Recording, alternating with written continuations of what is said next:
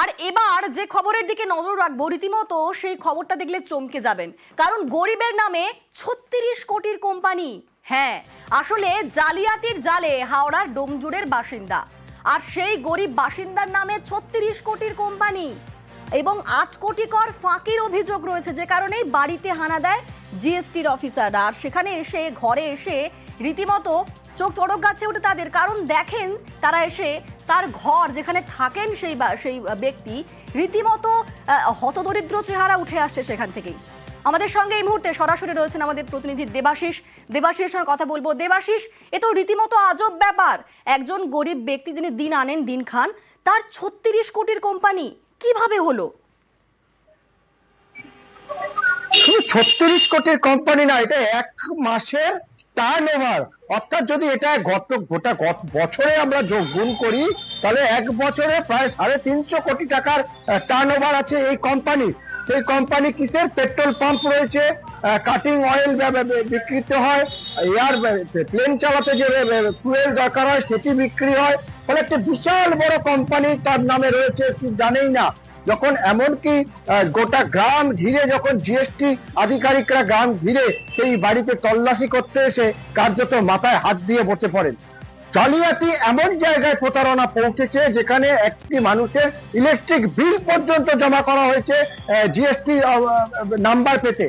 GST number পেতে pan card, voter card, আধার card, এগুলো আমরা সাধারণত ব্যবহার করে থাকি বিভিন্ন জায়গায় বিভিন্ন কাজে, কিন্তু ইলেকট্রিক বিল, সেই বিল পর্যন্ত জমা পড়েছে।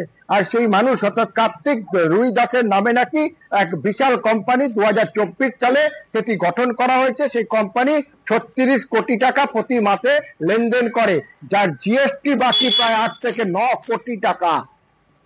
সেই ৯ কোটি টাকা উদ্ধার করতেই জিএসটি আধিকারিকরা এসে কার্যত হতবাক।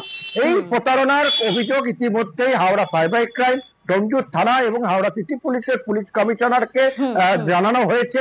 তবে অবশ্যই দুশ্চিন্তায় রয়েছে গোটা পরিবার, যাদের ৮,০০০ টাকা ফাইন দেওয়ার ক্ষমতা নেই, যে ৮ কোটি টাকা কিভাবে দেবে। অবশ্যই জিএসটি আধিকারিকরা তাকে আশ্বস্ত করেছে আইনি ব্যবস্থা নেওয়ার, আইনি পরামর্শ নেওয়ার, আশ্বস্ত করেছেন। বেশ, ধন্যবাদ।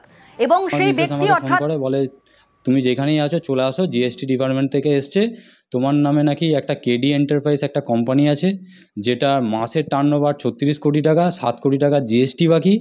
এবং ওনারা আমাকে বারবার বলে যে তুমি পয়সার বিনিময়ে কোথাও ডকুমেন্টস বিক্রি করেছো কিনা, সত্যি কথা বলো। আমি বললাম না স্যার।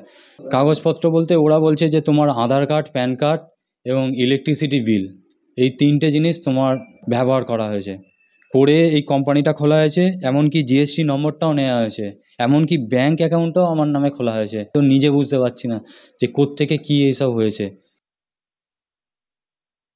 আমি তো খুবই আতঙ্ক, চিন্তায় কি করব আমি কিছু ভেবে পাচ্ছিলাম না, যে আমরা এতটাই সাধারণ মানুষ, আমাদের নামে কি করে এত টাকার কোম্পানি খুলতে পারে, বা কি করেই বা ডকুমেন্টসগুলো লিক হলো, সেটাও আমরা এখনও চিন্তা করতে পারছি না। খুবই আমরা ভয়ে আছি।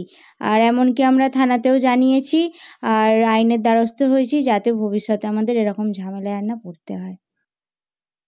কার্তিক রুই দাস, ওর নামে ওর আধার কার্ড, ওর প্যান কার্ড, ওর ইলেকট্রিক বিল, সেই অ্যাড্রেস দিয়ে একটি কোম্পানি খোলা হয়।